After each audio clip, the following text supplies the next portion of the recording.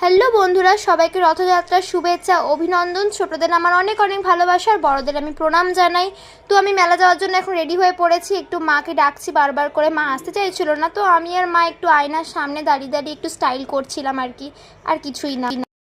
আমরা বেরিয়ে পড়েছি এখন মেলা যাওয়ার উদ্দেশ্যে। আমার সাথে মাও রয়েছে। আমার মনে তো খুব হাসি। তো মেলা যাওয়ার আগেই আমি একটু ফুচকা খেয়ে নিচ্ছিলাম, এটাই হচ্ছে ব্যাপার। তো ফুচকা খেয়ে আমি এখন চলে গেলাম বাবার দোকানে, বাবাকে নিয়ে মেলায় যাব বলে।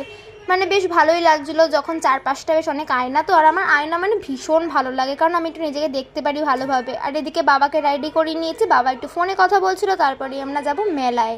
তো তোমরা পুরো ভিডিওটা দেখতে থাকো, আমাদের মেলা যাওয়ার মজাটা তোমরা শুধু নিতে থাকো।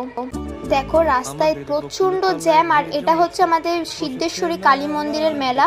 ওই যে রথ দেখা যাচ্ছে, ঠাকুর অবশ্য মন্দিরে এখন চলে গেছে, কিন্তু লোকের আনাগোনা আজকে প্রচুর। যেহেতু আজকে প্রথম দিন রথের, তো সোজা রথের লোকে মেলা আসবে না, পাঁপড় ভাজা খাবে না, এটা হতেই পারে না। তো আমরা এখন যাচ্ছি মেলার দিকে। অবশ্য আর প্রচণ্ড লোক, তেমন গরমও। সামনে বাবা ভাই বেশ ভালোই যাচ্ছে হাত ধরে।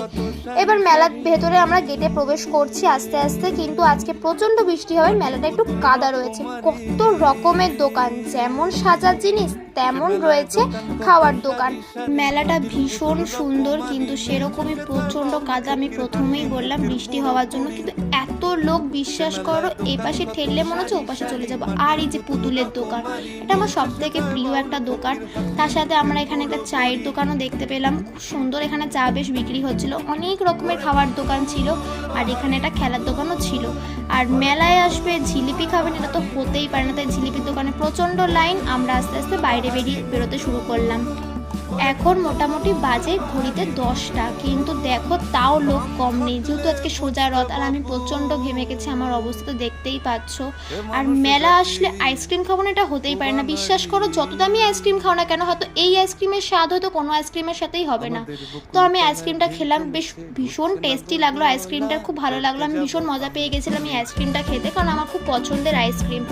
আর সারা মেলা ঘুরে সত্যি কথা কিছু খাইনি, কিন্তু বিরিয়ানি, উফ! আর এই বিরিয়ানি নেওয়ার কথা শুনে আমার মনটা আরও বেশি ফুরফুরে হয়ে গেল, যে বাড়ি গিয়ে আমি বিরিয়ানি খাবো। মানে এতটাই আনন্দ হচ্ছিল।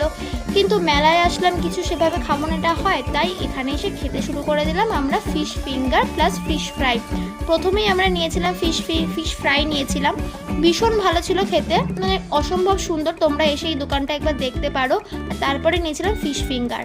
এবার খাওয়া দাওয়ার পরে আমরা বাড়ি যাওয়ার উদ্দেশ্যে রওনা দিচ্ছিলাম।